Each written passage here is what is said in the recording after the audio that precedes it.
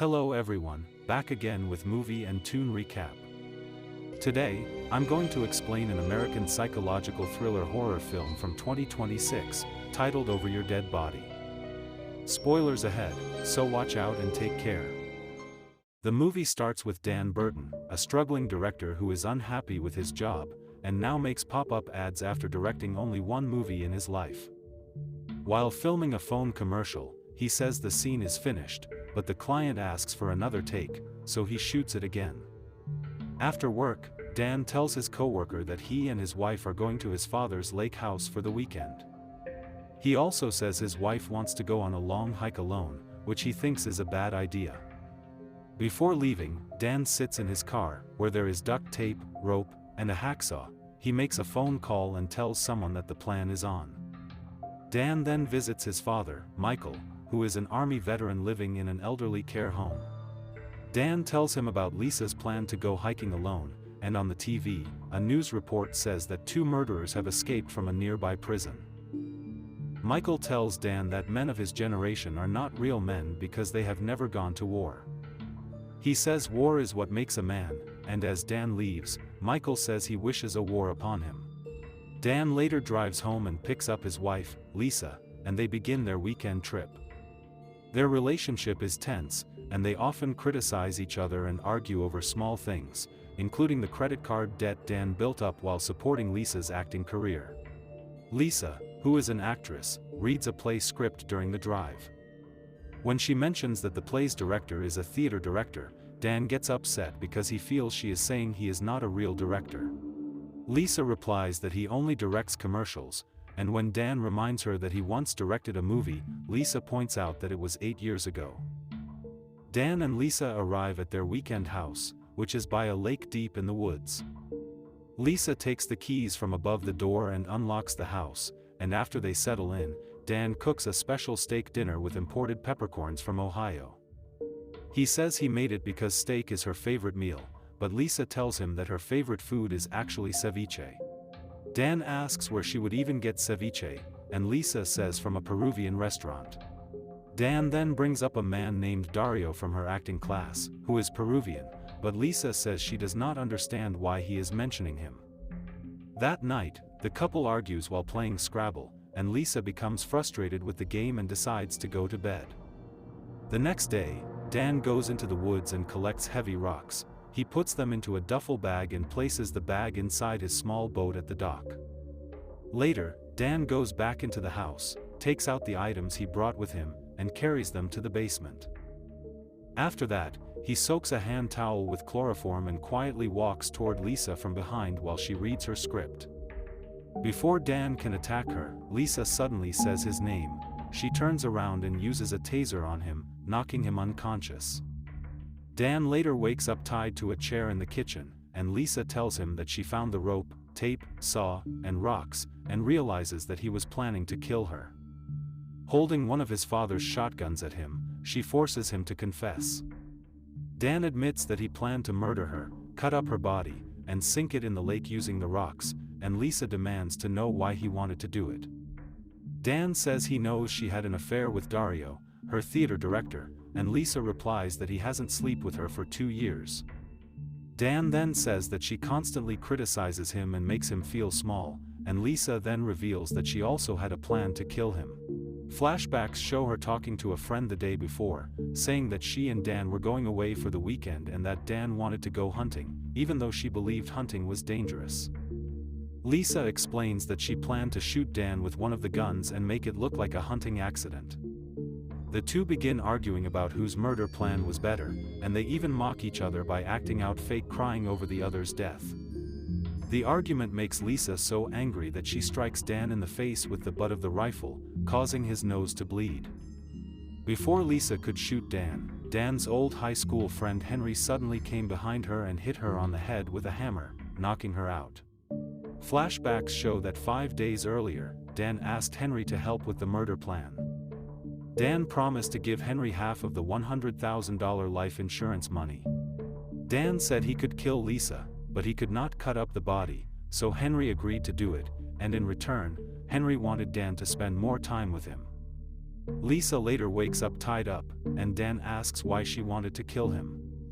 Lisa calls Dan weak and blames him for making her quit her stable job to focus on acting, yet he never even gave her a role. She says Dan's debts ruined their lives, causing them to lose their savings and house. She explains that divorcing him would still leave her in debt, but the life insurance money would help her start a new life. Lisa then asks Henry why he is helping Dan, and Henry says he will get $50,000. Lisa starts to reveal something, but Dan quickly covers her head with a plastic bag to suffocate her, but Henry points the gun at Dan and forces him to remove the bag. Lisa then tells Henry that the life insurance policy is actually worth $1 million, and that Dan lied to him. Angry at being cheated, Henry turns against Dan and they begin fighting. Lisa frees herself and also joins the struggle. The three of them wrestle over the shotgun until it falls to the floor, and as Lisa and Dan fight for the gun, it suddenly fires and shoots Henry in the chest, killing him instantly. Shocked, Lisa and Dan continue chasing each other through the house and upstairs while struggling over the gun again. During the fight, the shotgun fires into the ceiling, and suddenly, Dan and Lisa hear people screaming, and 3 people crash through the ceiling right in front of them. Flashbacks to 3 days earlier show that 2 criminals, Pete and Todd, escaped from prison with the help of a prison guard named Allegra, who had fallen in love with Pete. While running through the woods looking for a hiding place, they found the lake house and stayed there after seeing Dan and Lisa arrive. Allegra discovered the attic, and the 3 of them hid there for hours, secretly watching everything happening below. Throw him from the train. When the shotgun fired upward, it hit Todd in the butt, and as Todd reacted in pain, the weak ceiling broke and all 3 fell through. The criminals tie up Dan and Lisa and demand money, but the couple explains that they only have a small amount of cash and are deeply in debt, which makes the escapees angry. Allegra then decides to play a cruel game that prison guards use to force inmates to play. She instructs Todd to draw a circle on the floor and explains that guards would place 2 prisoners inside until one assaulted the other. Drag them out of their cells. She forces Dan and Todd into the circle, and just before Todd attacks Dan, Pete notices a movie poster for the only film Dan ever directed. Pete says he watched it in prison and loved it, except for the ending, and Dan explains that the producers forced him to change it. Pete allows Todd to continue, but Todd is unable to do anything. Allegra then decides to shoot Todd, but Lisa begs them to stop and reveals she has $50,000 saved in a bank account. The criminals agree to spare Dan and Lisa so they can take them to the bank the next day, and that night, Allegra helps treat Todd's injury. Tied up in the basement, Lisa wonders how their lives became so terrible. She admits that part of her wanted Dan to discover her affair because she hoped he would fight for their marriage and show that he still cared about their relationship, and she apologizes to him. Upstairs, the escaped criminals discuss killing Dan and Lisa after getting the money. While in the basement, Dan secretly knocks a billiard ball from the pool table onto the floor. He then shouts upstairs, saying he needs to use the bathroom, and Todd comes downstairs, unties him, and allows him to go.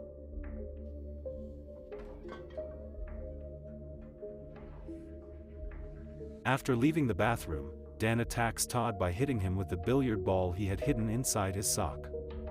Dan then gives Lisa a knife so she can cut herself free before he runs upstairs, which she does and escapes from the basement as well. Meanwhile, Pete calls Todd to check if everything is okay, but gets no answer. He and Allegra go downstairs and wake up the unconscious Todd up, who explains everything to them. Hearing footsteps upstairs leading outside, the criminals split up to search for the couple. Pete and Allegra stay together while Todd goes alone. Lisa sneaks back into the house and tries to call for help, but Todd catches her at gunpoint. He is about to kill her when Lisa suddenly claims she is pregnant. Todd does not believe her at first, but Lisa admits the baby is from her affair, which is why she kept it secret, and Dan arrives nearby and overhears the confession. Suddenly, Dan attacks and stabs Todd in the head, but Todd still refuses to fall down and starts attacking the couple. Even though Dan and Lisa are fighting together, Todd is much stronger and easily overpowers them. While Todd is choking Dan, Lisa quickly grabs a rack of knives and stabs them into Todd's back, but he still keeps fighting. Todd then turns to attack Lisa, but Dan stabs him again in the back of the head, finally making him collapse.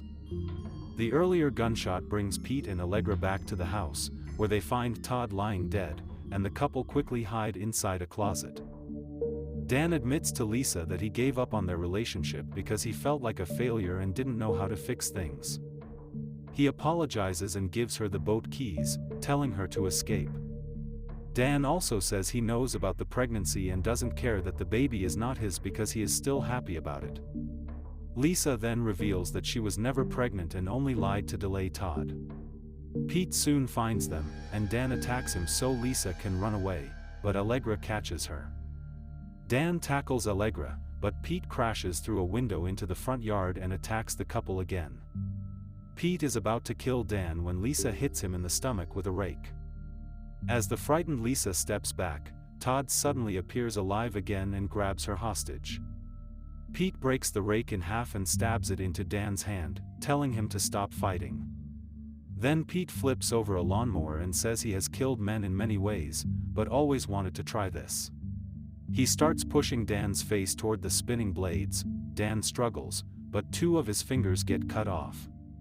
Before Pete can finish him, a car suddenly comes speeding around the corner. Pete steps out to see, and the car hits him, and the driver is revealed to be Michael. Flashbacks show that 6 hours earlier, a neighbor noticed a broken window at the house and called Michael. When a nurse tries to stop him from leaving, Michael beats him up and takes his car keys. Back in the present, Todd is holding Lisa hostage. Michael is not impressed and shoots Todd in the head with a shotgun. Angry, Allegra stabs Michael in the back, but he still fires another shotgun blast that badly injures her foot. Pete moves in to finish off the wounded Michael, but Michael bites part of Pete's nose off and tells Dan to run. Dan and Lisa get into Michael's car and drive away, but Pete pushes Michael into the lawnmower, killing him. While escaping, Pete shoots at their car, and it crashes into a tree. Dan and Lisa are badly injured, and Dan gives Lisa the boat keys again and tells her to run. At the house, Tim breaks up with Allegra, shocking her. Tim then goes after Dan and Lisa, while Allegra curses him. She goes into the house and tries to put the pieces of her injured foot back together, but Dan kicks it, making it worse. Dan then asks for his sweater, and Allegra begs him and says she is sorry and claims she was brainwashed into everything she did. Dan does not believe her. She then stops pretending and dares him to shoot a cop, and he does, shooting her in the face and killing her. Meanwhile, Lisa reaches the boat and is about to start it when Pete arrives and takes her hostage. As they leave, Dan catches up and grabs the rope tied to the boat, pulling himself along and climbing back on board. Dan attacks Pete, but Pete is very strong and easily overpowers both Dan and Lisa when she tries to help. Lisa tries to shoot Pete with a flare gun but misses. Pete then attacks her and tries to kill her, but Dan stands up and tells Pete to stay away from Lisa, but then he vomits. The 3 of them get into a violent fight. Pete almost strangles Dan to death, but Lisa ties a bag of rocks to Pete's leg and pushes him overboard. Pete struggles in the water but sinks because of the rocks and drowns. As this happens, the rope wraps around Dan's foot and pulls him into the water too. Lisa grabs him and tries to hold on, but Dan tells her it's okay and she can let him go. Lisa refuses and pulls him back onto the boat, and they are finally safe. She finds Dan's severed fingers in a plastic bag, along with his wedding ring, and gives them back to him. Dan apologizes for trying to kill her, and Lisa also apologizes for trying to kill him. They admit they still have many problems but decide to face them together, and Dan asks how, and Lisa has an idea. Later, the police and medics arrive, and news coverage shows the events at the house, and Dan and Lisa are described as heroes who stop the violent criminals. They even appear on Watch What Happens Live with Andy Cohen, where Andy tells them he has heard their story is being turned into a movie for streaming. Later, Dan directs a movie version of their story. This version is much sillier and becomes a martial arts action film, with Kumail playing Dan and Lisa playing herself. Let's get. Okay guys, that's all the recap about Over Your Dead Body from 2026. Thanks for watching, see you again in the next video.